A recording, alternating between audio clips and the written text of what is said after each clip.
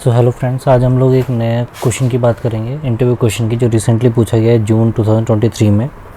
ठीक है, तो क्वेश्चन कुछ इस तरीके से है कि what are the prerequisite for writing data in manage table while doing the DML operation. तो हमें जो हम लोग मैनेज टेबल, आपको पता होगा दो टाइप की टेबल्स होती हैं, मैनेज टेबल और एक्सटर्नल टेबल।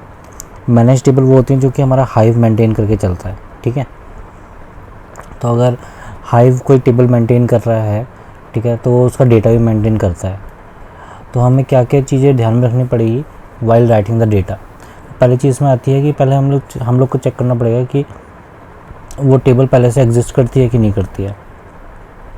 ठीक है, तो हमें पहले स्टेटमेंट डालना पड़ेगा क्रिएट टेबल। दूसरी चीज़ हमें ध्यान में रखनी पड़ेगी राइट परमिशन, कि यूज़र को उस टेबल में राइट करने की परमिशन है कि नहीं है।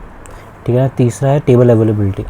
अगर आपको टेबल, मान के चलो टेबल एग्जिस्ट नहीं कर रही, तो आप क्रिएट टेबल कर सकते हो। और आपको टेबल एग्जिस्ट करती है बट आपको मेटा स्टोर में नहीं दिख रही है, तो आपको रिपेयर करनी पड़ेगी। रिपेयर करने के लिए एक ये कमांड होती है MSC के रिपेयर टेबल। ठीक है, डेटा फॉर्मेट एंड सर्डी।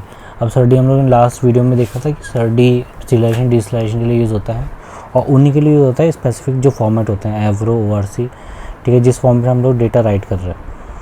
तो we have to make sure that कि हमारा करेक्ट फॉर्मेट में, अगर हम लोग डिफरेंट फॉर्मेट में अपार्ट फ्रॉम टेक्स्ट राइट कर रहे हैं, एवरो या पार के फॉर्मेट में, तो हमारा सर्डी भी उसी तरह डिफाइंड हो।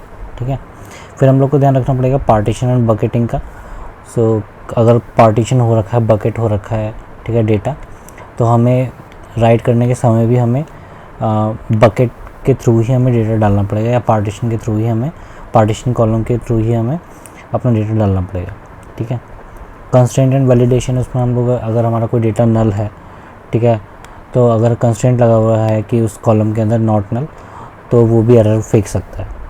ठीक है, और ट्रांजैक्शन सपोर्ट है, तो transaction is equal to true है, तो हम लोग को बिगिन ट्रांजैक्शन कमिट स्टेटमेंट के अंदर ही हमें एसिड प्रॉपर्टी मेंटेन करते हुए ही हमें कोड लिखना पड़ेगा।